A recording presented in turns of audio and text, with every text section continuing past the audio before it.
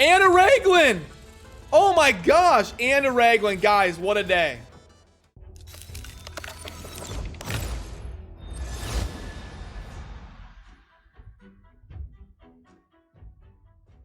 Hey, what's up? This is Chosen, and this video is going to be a champion guide for Raglin, where we will go over a detailed explanation of her kit.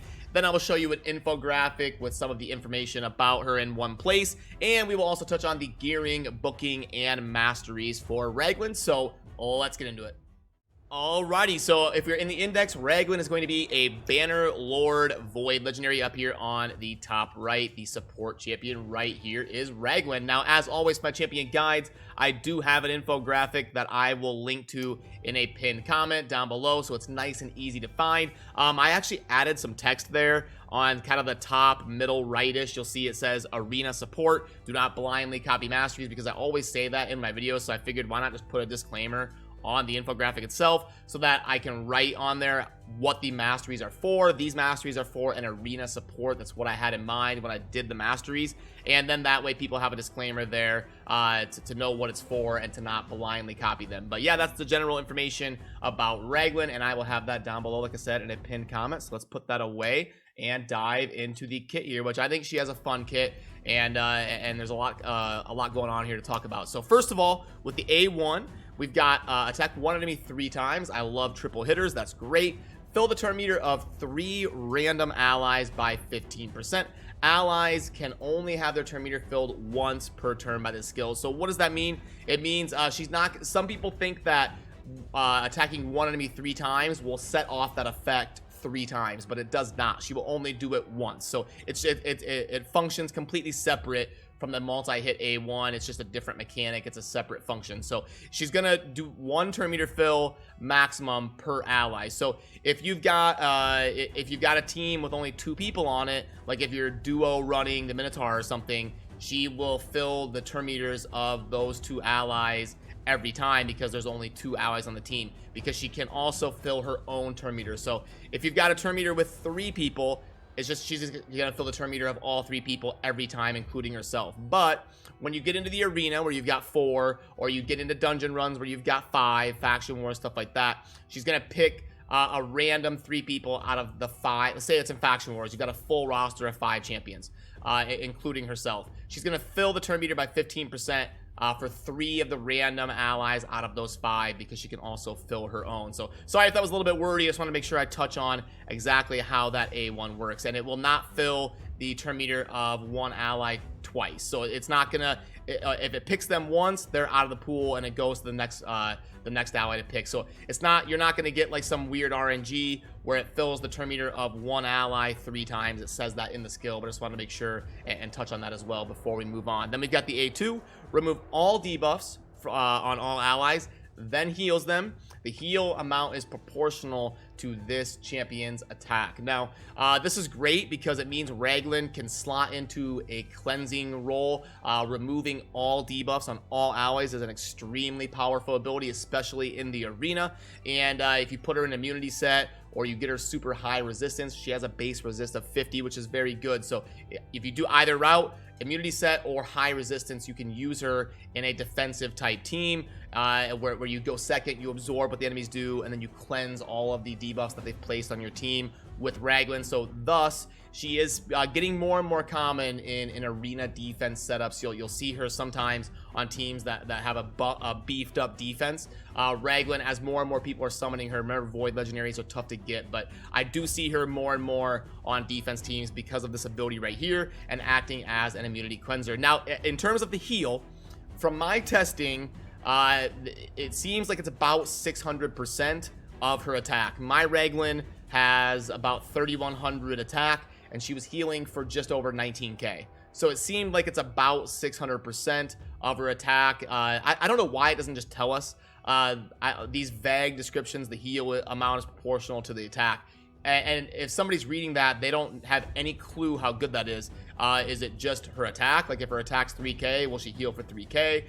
You really have no clue. But from my testing, it seems like it's about 600%, and it does improve when you place an attack buff on her. I was testing Raglin and Arbiter, and when Arbiter placed the increased attack buff, my Raglin was healing for significantly more, up closer to around 26k. So putting an attack buff on her will make her heal for a pretty significant amount more. Then as we go to the A3, not a whole lot to go over. It's pretty simple, but it is one of the best revive abilities in the game. You can book this to a 2-turn cooldown, and she is typically built as a high-speed champion, so this is absolutely nuts. It is probably the most reliable revive in the game because you get to revive them with a full turn meter and a lot of HP. It is only single target, so it's not going to be all allies, but it is the best single target revive in the game, hands down. And then the aura here is great as well. We've got ally defense in all battles by 33%.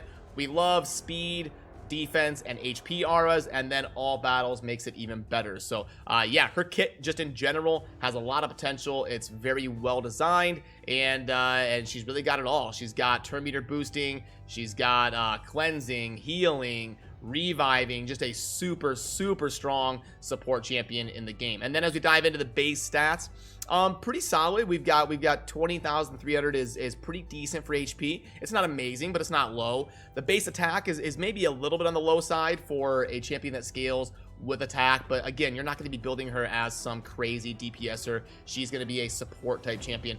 Base defense is 1068. Again, it's not amazing. It could probably stand to be a little bit higher, maybe 1100 or something, but the base speed is really good. Anytime we can get over 100, that's a good base speed. And then the base resistance of 50 is great. That means you can build her as a high resistance champion, making her even better at that immunity cleanser role. And then the base accuracy of 0 is perfectly fine because she doesn't need any accuracy for anything. Nothing here that she does requires accuracy. She doesn't do anything to affect your opponents, so she's not going to need any accuracy. That's an important note when you're building her. If you're having to choose between your gear substats, you want to go resistance and not accuracy. You don't need any accuracy on her. But now let's head on over to the Raglin that I have got built for myself here on my account, and we'll talk about the gearing, booking, and the masteries. So here is my Raglin. First of all, I like to pop up the total stats so you can see the build here and kind of compare it to what you're doing. So 67,000 or so HP. Remember, we want her to be pretty sturdy. If she dies, that doesn't do us any good in terms of reviving other allies. So you definitely want her with decent defense and a lot of HP.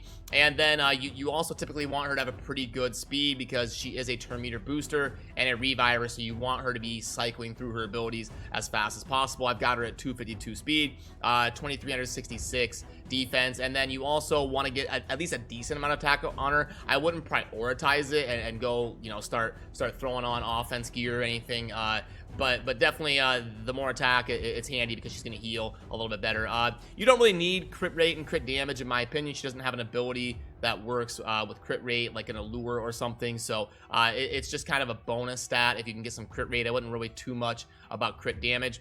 Then you want to get a lot of resistance on her, and you don't need any accuracy. That's why you'll see the 524 resistance, and the accuracy of 107 is just basically from my Great Hall. You definitely want to prioritize resistance out of the two on the bottom here, and that leads me in to the banner, which I think resistance is a really good route to go on her. You don't want her to be CC'd. You want her to be able to cleanse the effect that people are placing on you, especially if you're going to be using her in the arena.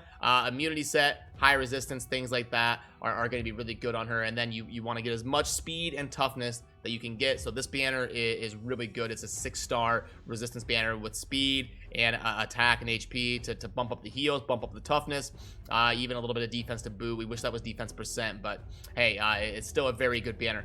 Then on the amulet, you're probably going to take you're probably going to take your highest resistance amulet that for substat that is defense or HP. You're going to want defense or HP as the main stat, and then whichever amulet has the best resistance for you on the substats. For the ring, you're just gonna want to get as much stat as possible. She's one of the rare champions that makes use of every single stat really well. She needs defense and HP because she needs to be very sturdy.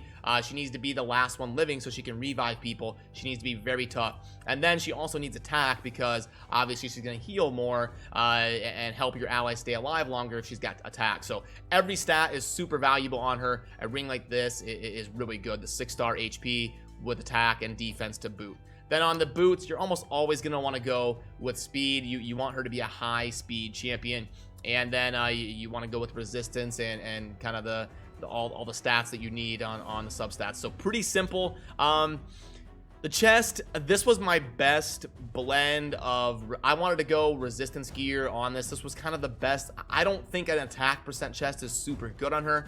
I would probably prefer defense or HP. I would probably go HP on the chest because I think she would get a little bit more value. Her base HP of 20.3 is better than 1,000 defense because like a 60% defense chest will get her about 620 defense or whatever. I don't know what it is, but so I would rather have the what's 60% of 20k, about 14,000 something. So yeah, I would rather have the 14,000 something HP than 600 or whatever defense. So I think HP percent route is probably the way to go optimally, but this was my best resistance chest to put on her, so this was a pretty good candidate.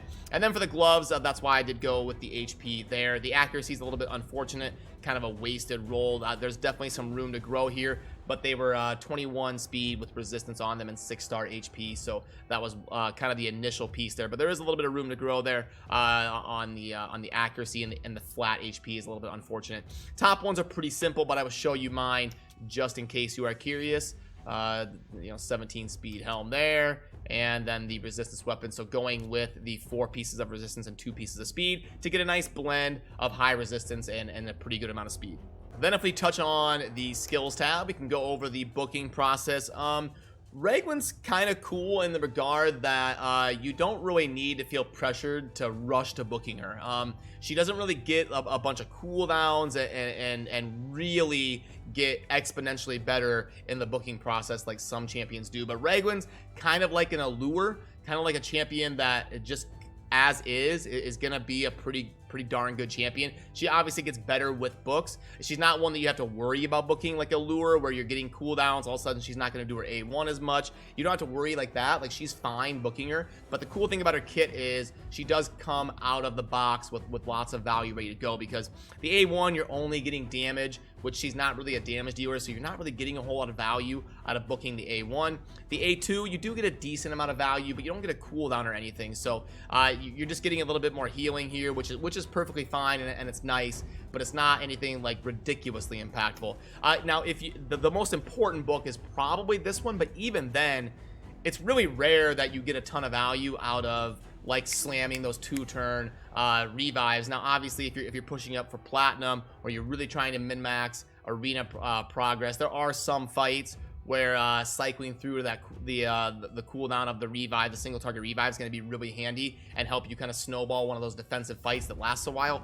But I mean, even with this thing at a 3-turn revive, it's still an insanely good revive. So yeah, I think if you're gonna spend the books on her and you're super worried about being budget on her, just spend 1 book at a time until you hit this miracle cooldown, and then save the rest. But don't feel bad about spending books on her. She's an extremely generally useful champion that is only going to get better as the game ages, in my opinion. She'll probably be really good in the Doom Tower. As of me recording this, the Doom Tower is not out yet. She's very end game in the arena, can slot into lots of different teams. Amazing in faction wars, so don't feel bad about booking her. She is worth it, but just kind of a cool little side effect I want to talk about is, honestly, she's pretty good without books as well. Then if we pull up the Masteries tab, remember I do have the infographic down below if you want to be able to pull these up and look at it whenever you want. I will have a link to that infographic down there. But yeah, I built her as an arena support, so you'll see I went defense and support, and then worked my way kind of down the normal route here to get the unshakable, to get the resistance as high as possible. Yeah, I mean, if you're going to be using her in the clan boss or something, you'd want to go down the offense tree and take War Master, but really nothing. I don't think she's amazing in the clan boss. She might be like early game decent because of her triple hit A1 and helping your team get more turns and stuff because of boosting turn meters, and then a revive, maybe clutch out a little bit more damage. But I don't think anything past like early game utility would be super amazing for Raglin, unless it's like some niche setup that I don't know about or something. But yeah, in most teams, I think this will be a pretty decent setup for her in most scenarios. But just take note that you don't want to blindly copy Masteries, and I set this up to be more leaning towards an arena support. And I will also show you Raglin in action as I've kind of got her built here. I'll show you what I use her for. I'll try to find some, like, the state of the arena at the time of me recording this in November of 2020. The arena is honestly kind of a joke. It's really easy, like even in Gold 4. And basically, anyone who's been playing for a few months and has been diligent about managing their account can farm Gold 3, Gold 4. So I'm going to try my best to find some decently hard teams and show you how Raglin kind of functions in action here. So I'll show you first. We're gonna go first here with the 252 speed. I was the highest of everybody here. I'll show you what she does on auto. She will run in and do the A1 to act as a turn meter booster on auto if there isn't any inherent need for her to go ahead and cleanse and heal. So do be wary about that. If you're wanting to do a specific thing, she will default to that A1 if there isn't something that she super needs to get done with the A3, or if there's no one to revive and things like that. If there is somebody to revive, she will prioritize that, but she does like to do that A1 and be a turn meter booster if there isn't any super inherent, which is a good thing, honestly, I think, because right there where she goes first, what would be the point of removing buffs and healing allies if they haven't taken any damage yet? So she would basically be doing nothing. And then also if there's no one to revive, then the revive is pointless. So she's gonna do properly do the A1 if you're going first with her. So at least that's a good thing. But yeah, I've got her kind of set up in my team here. This is kind of my slow squeeze team with lots of CC, cranking out lots of turns. Saris is my removal, Lydia's my debuffer, block reviver, and then Tormund's there for CC and helping me go second with freezes when they do their effects. And then Raglin is there in case somebody dies, and she's also my high resistance cleanser, so I can kind of go second and absorb what they are doing to me. And I'm going through here live, trying to kind of quickly find some decently geared teams that are up around 200k power, so I can at least show you some kind of real matches up here at the top of and you can see I'm going first here again, so she'll run in and do the A1, fill everybody else up. So it can be handy to get her a pretty significant amount above your allies to get more utility out of that boost. Doing more A1s there, which can help. Like, I think she pairs well with a speed booster like Lydia, because you get the speed boost on all your allies, and then you also got Raglin doing a bunch of these A1s to crank out more turns. So yeah, you can really snowball on your opponents in an arena fight that lasts for 30 seconds or even a minute plus. You get a lot more turns than your opponent would. So there is that. Now let's try to find one where I go second. This would be somebody with a speed aura and a booster. Okay, so hopefully we go second here. I can show you what it looks like in a setup where they boost. They slam in here. Now, Tormund did a good job freezing here, so there's not a whole lot for the Raglin to remove in terms of debuffs, but we'll see if she'll go ahead and heal here on auto, even though there's not a whole lot to heal. Nope, she's gonna go ahead and do the A1, so she's probably gonna prioritize the heal if there's somebody pretty significantly hurt, or like I said before, if there are debuffs to go ahead and cleanse off her team. So at least her AI seems to be a little bit better than some of the unfortunate situations that we see in this game with Champions AI. There we go, a good old relentless proc on Lydia.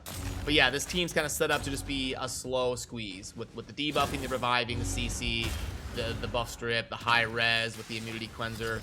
Well, not an immunity cleanser, she's not wearing immunity, but the high res cleanser. And we just kind of try to get more turns than our opponent and sustain better than they can in a long fight without having to win the speed meta. That's kind of my lazy way of farming Gold 4. And just kind of the most general utility team that I could set up here. There we go. And the poor Saris here is probably going to fall right there. Now let's go ahead and get Raglin graded here in all the different areas of the game. The clan boss rating is probably a little bit higher than I would give her. One thing I did not mention when I was talking about her in the clan boss earlier, when I was kind of just randomly talking about it, she could be tuned as a 4-3 champ and be the stun cleanser.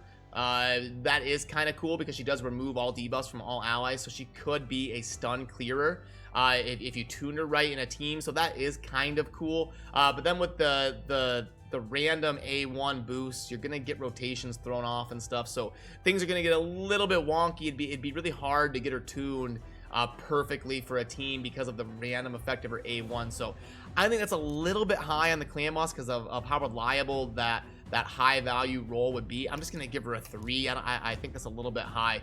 Arena offense,